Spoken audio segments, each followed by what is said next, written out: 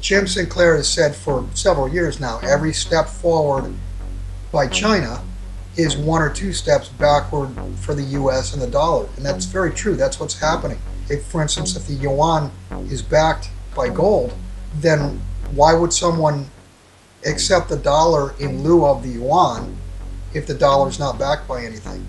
Hey guys, thanks so much for tuning in. I have a very important update from Monday, May 23rd, 2016 from Bill Holter of JSMineset.com. Bill, welcome back. Thanks for having me back, Sean.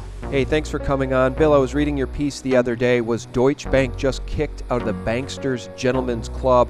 And I have to tell you, it reminds me of that shelter-in-place mandate that's given to schools when there's an active shooter in your building. You wouldn't want the kids and teachers to panic and get the hell out of the building.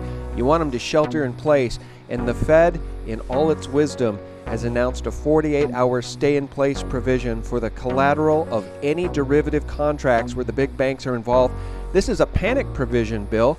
They're trying to figure out what to do if and when one of the players in the derivatives markets panics. And I think it's very, very telling. Well, it is a panic provision, but I don't think they're going to really get a chance to use it.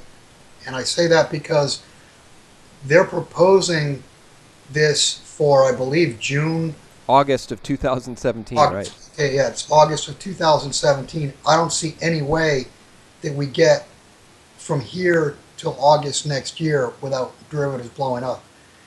I believe this has already been put in place in Britain, but not at this point. It's not in place, so you could still see a Lehman type event up until August of next year, and after August of next year, all that does is it's going to freeze the collateral.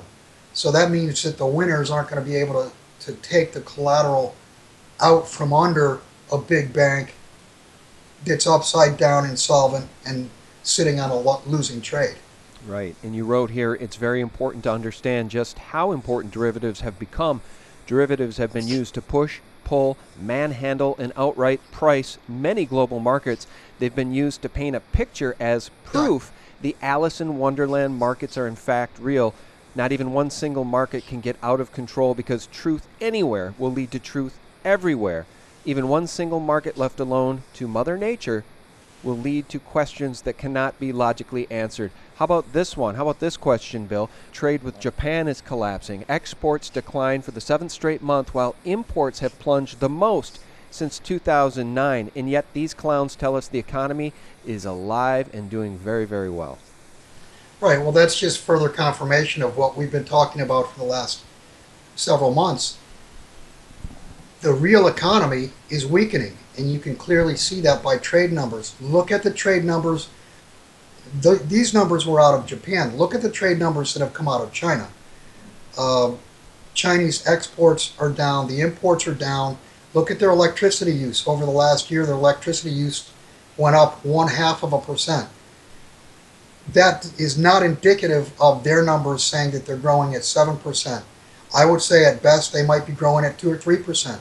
But if you look at trade, if you look at the freight indexes, look at freight volumes, you can clearly see that the real economy is weakening. And the problem with that is the real economy is what generates cash flow to hold up this credit/derivative edifice that is being used to price everything. Everything is priced using 1 penny on the dollar or less in derivatives. In other words, they can price interest rates, they can prop stock markets up, they can move oil up or down, they can suppress the metals, they can price commodities. Everything can be priced via derivatives, and it costs less than 1 penny per dollar to move prices around and to paint the picture. Well, let's stick on this China track for just a second here. You sent out an e-blast to your subscribers earlier today on Monday, May 23rd, and you wrote that another very big change that began this past Friday was foreign banks beginning to settle trade in Yuan. And we already know that Russia and China have signed many trade deals over the last several years, Bill, where the settlement will be in yuan. Every step forward by China, you write, is a step backwards for the U.S. and the dollar. It's getting pretty evident here, Bill, that the writing is on the wall for the U.S. dollar. The petrodollar, the issues we're having with the Saudis, Obama being snubbed by the king when he went to Saudi Arabia. I mean, it's just all bubbling over for anybody with eyes to see and ears to hear. Right, all of that. All of that points to a movement toward a gold-centric world. And we know that the gold has been moving from west to east. We know that China has been accumulating gold. It's my belief that you're going to see a meltdown in the financial system, and what comes after that will be some type of gold-backed or ratioed, more than likely electronic currency, sponsored by or the major player will be China. And they'll be using their gold to reboot the system, to reinflate the system. And the dollar and the U.S. not having gold, it's, as you well know, it's my belief that the 81 or 8,300 tons is, if not all gone, mostly all gone. The U.S. is going to be relegated to a corner with their paper. And the big problem with that is, how is the U.S. going to settle trade? We have this massive, $400 or $500 billion a year trade deficit. Those are goods that won't be coming to the United States because we can't pay for them. The foreigners are not going to accept dollars under a new system that have no backing. If you're seeing what's happening with, for instance, this past Friday, foreign banks are settling trade in yuan. That's basically a de facto stepping in place of the U.S. dollar. There's your trade currency right there. Well, we're already hearing rumors that that nation states are no longer accepting dollars in trade for goods and services. In fact, Jim Willey recently made the comment, which he wasn't able to back up quantifiably, but he made the comment in an interview that the U.S. Navy had to pay in silver to use a port in the Middle East. Now, I'm not sure how he could make that claim, but the point here is that once the dollar stops being accepted for settlement of trade, for shipments of cargo, it's all over. And I don't know how quickly the rest of us will know. I don't think this government's going to run right out and tell us. The day the dollar dies, it may trickle down from the banks through the derivative system, ATMs close, banking holiday, and then we all find out. Well, I heard that also, where Jim Willey had mentioned that there was a demand for silver for a naval vessel, I think to refuel or something like that. I haven't seen anything other than him saying it. I don't know whether it's true or not, but I will tell you my opinion is that's going to be true. So whether it's true yet or not, I don't really think is important. It's whether it's going to be true, and it just common sense logic and math tells you it's going to be true, because if other currencies are backed, if for instance if the yuan is backed by gold, then why would someone accept the dollar in lieu of the yuan if the dollar is not backed by anything? Right. So it's piece by piece. Jim Sinclair has said for several years now, every step forward by China is one or two steps backward for the U.S. and the dollar. And that's very true. That's what's happening. And if you look at what China has done over the last 2 years, I mean, they've set up trade banks, the AIIB, they set up the SWIFT system, or an alternative to the SWIFT system. So not even so much to compete, I don't think, with SWIFT. I think just to be able to avoid SWIFT so that they don't get locked out of making settlement, and they can't be spied on as to what they're buying and selling. Yeah, I think you're spot on, and so often we'll hear people who have not studied these issues and do not understand the inner workings of these issues that we document. I mean, we're documenting the collapse here, as we like to say, and so often we'll hear people say, well, the dollar's not going to die. Are you crazy? I've had conversations like that with friends and colleagues, smart people, guys I play poker with, doctors, they don't see the writing on the wall because they don't understand the infrastructure to the alternative dollar system has been built. It's being built out as we speak, but most of it is already in place. And to have an alternative to the SWIFT system, Bill, you're spot on. You're right. It's already in place. They also, of course, have set up the Shanghai Gold Exchange. So they've been working at this for several years, more than several years. I mean, I'm sure this is a plan that's been in place for 10, 15, 20 years. But they've really begun to build the financial infrastructure to fruition over the last couple of years. Yeah. I do want to point out. Well, may I ask you something before? Oh, go ahead. Go ahead. Well, I do want to point out that you've been saying we're documenting the collapse.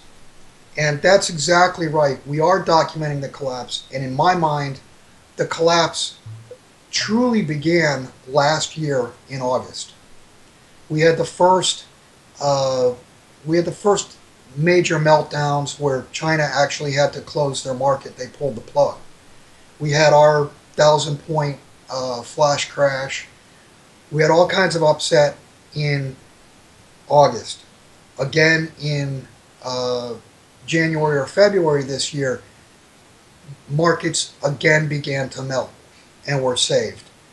This is a process, and if you go back to 2007, 2008, you'll see that it pretty much mirrors what we're doing right now. There were these 3 to 6 week events where it looked like things were about to start to melt down, but they were saved. And they got closer together. The events happened more frequently. And then you got into the summer and fall of 2008 where it went over the edge. And that's where we are right now. Yeah, that is where we are right now. And it brings me to this other thought. You know, I bring up the Rothschild Economist magazine, the 1988 cover. I bring it up a lot because I think it's very important.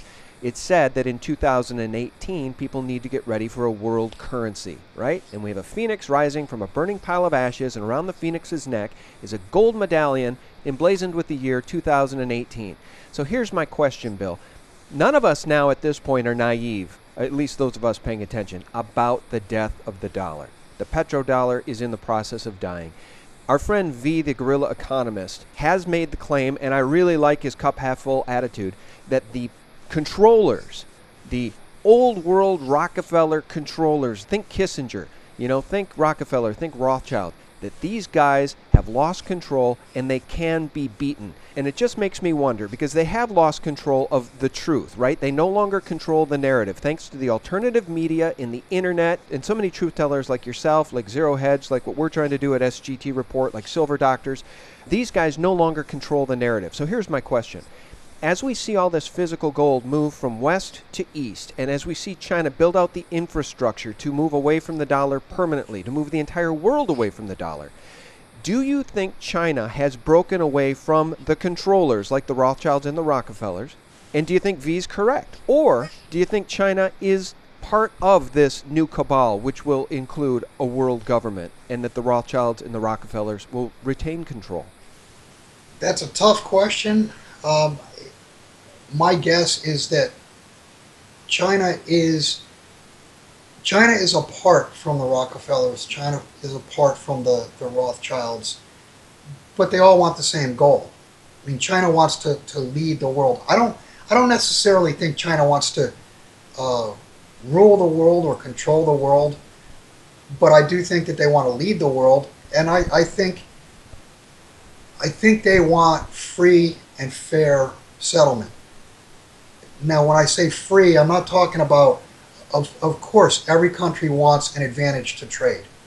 So, don't get me wrong in that respect, but I think they're sick and tired of what's happened for the last 50 plus years, where it was U.S. centric, it was U.S. dominated, and the U.S. would do deals all over the world where people got stomped on for their natural resources. That's right. I want to just jump in and back you up and say, with the establishment of the AIIB, we see China making infrastructure deals and bringing roads and infrastructure to other countries. Whereas, in contrast to that, we see the United States and the Pentagon exporting war.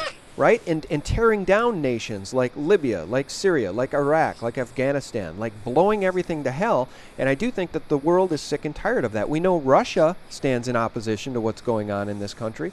Putin certainly does. So I just wanted to jump in and back you up. That's a quantifiable way to show that China is taking a different direction, a different road than the Zygmunt-Brzezinski grand chessboard model. And Sean, they were doing this years ago. I mean, if you notice, uh, just recently there's been talk of the various infrastructure that they built in Venezuela, which is basically going to be a write-off for them. I lived in Costa Rica for 5 years, and I can tell you, while I was living there, they were building a highway, and they built the national soccer stadium, and that was basically funded by the Chinese. So this is, now you're talking about close to 10 years ago. So the Chinese were all over the world 5, 10, 15 years ago,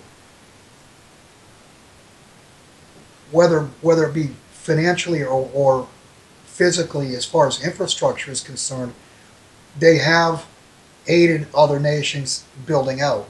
Now, of course, they're going to want something in return, but the terms are not like what the U.S. did back in the 50s, 60s, and 70s, going down into South and Central America, doing deals where they put up an electrical grid, but said or did it in terms they could not be paid back. Yeah, the John Perkins economic hitman model. Exactly, that's Right. what I'm getting at. Yeah, no, I agree with you 100%. And as we document the collapse, we do need to keep our eye, I believe, on 2018. We're halfway through 2016. I can't believe how quickly this year is moving by, Bill. And I want to keep my eye on the ball, which to me is a dollar collapse by 2018. Look, the Rothschild Economist magazine predicted it back in 1988.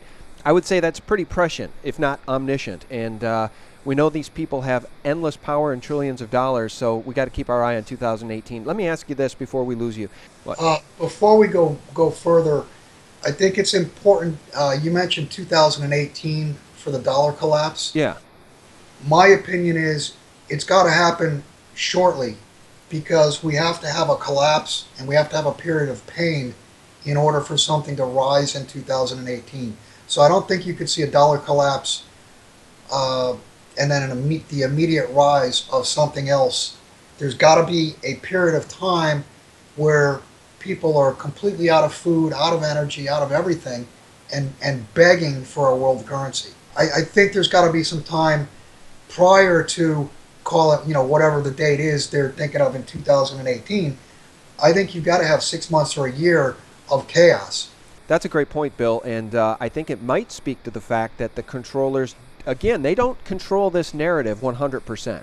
There are people and nation states standing in opposition to at least the plan, I think, of the Rockefellers and the Rothschilds to that degree. So you might be right, and I think you are right, that they want to make people so hungry and so desperate, look what's going on in Venezuela, that the people will beg for anything to save themselves from that type of despair and their children from hunger. I think you're right. All right, let me ask you this. In your e-blast today, you shared some very important news about the COMEX.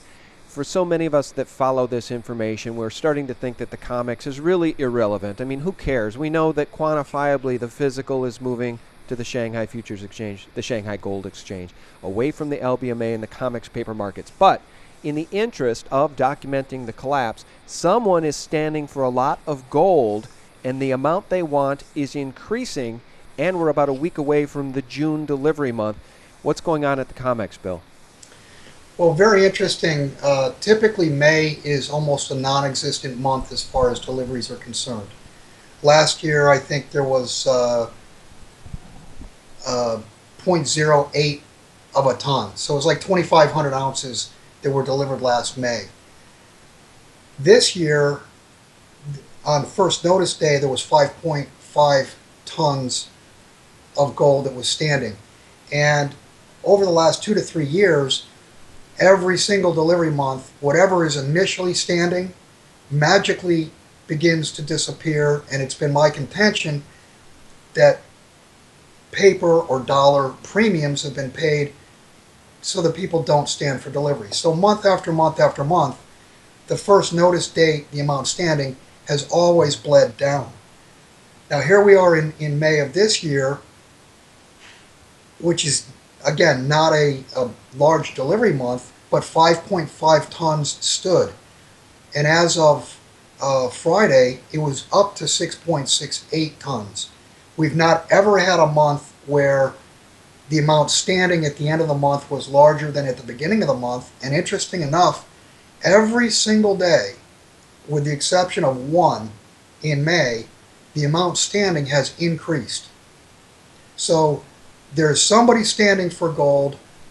They're not taking, to this point, they're not taking paper premiums to go away, and that amount is increased to 6.68 tons. COMEX claims to have 20.4 or 20.5 tons available to deliver.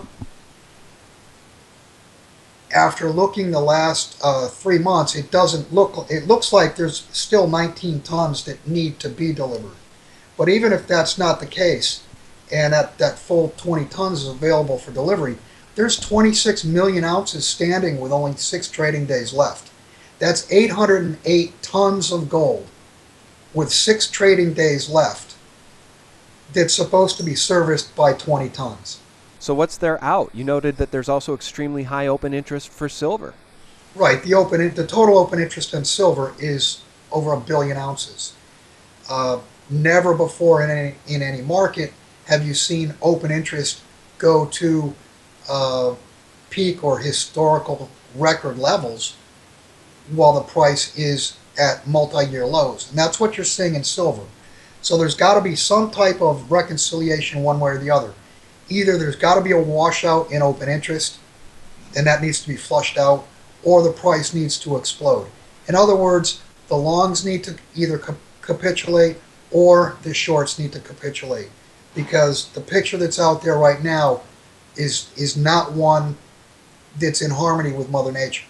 Yeah, and before we let you go here, why don't you recap for us what Jim Sinclair has been predicting we'll see in the price of gold, in the price of silver. And before I let you do that, I just want to point out to people that even though lately we've seen the capping, especially in silver, they don't want it to hit 18. They want to keep knocking it back and knocking it back.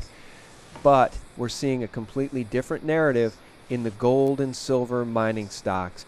Those price rises that we've seen in mining stocks in 2016 suggest that the smart money, the big money, knows exactly where precious metals are going, and those prices in precious metals are going much, much higher. What does Sinclair say? Well, Jim and I both believe that you can't really even quantify a number. I mean, Jim put out there a couple years ago, we could see $50,000 gold, and then I came out after that and I said, the mathematics says $64,000 gold. That was 2 years ago, but that's assuming that we have the gold, and you really can't quantify a number because we don't know how many dollars they're going to have to print.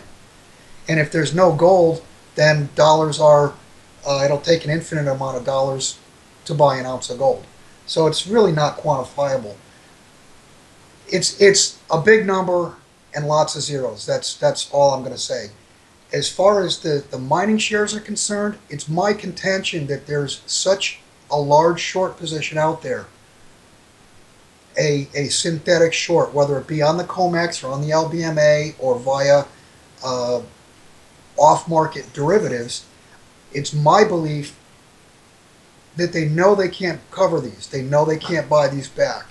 And the way that they're trying to cover their short is through gold in the ground.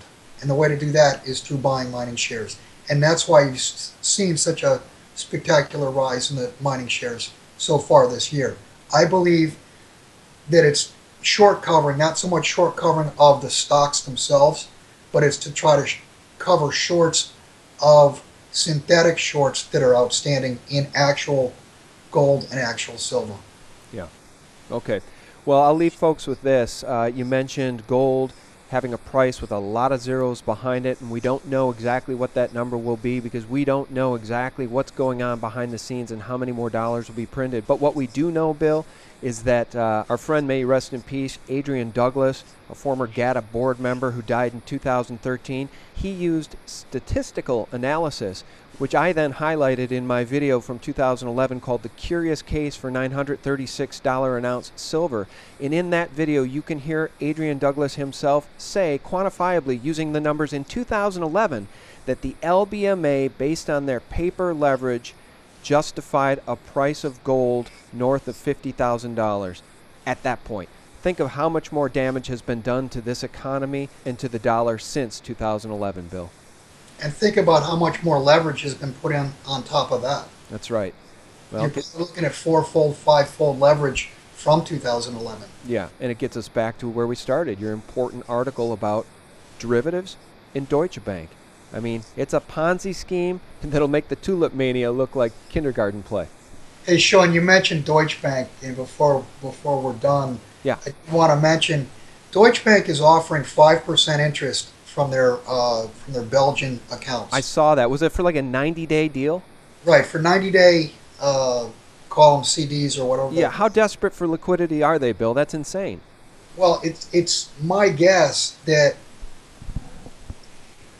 if they could get capital for 2% or 1%, which is still extremely high, because they can basically get free money or get paid to take money from the ECB. 5%, you're talking about rates higher than junk bonds. So for them to be offering or asking for capital at 5%, it tells me their faucet, their money faucet, their capital faucet has been shut off. They've been kicked out of the club. And why would they be kicked out of the club? Well, they're settling on the London gold and silver fix, paying a fine, and turning state's evidence. So if they're turning state's evidence, nobody wants to do business with them. They're shut out in the cold, and the only way for them to pull capital in is to offer 5%, which is a ridiculous number. Oh, that's interesting. You and I can borrow money for less than 5%.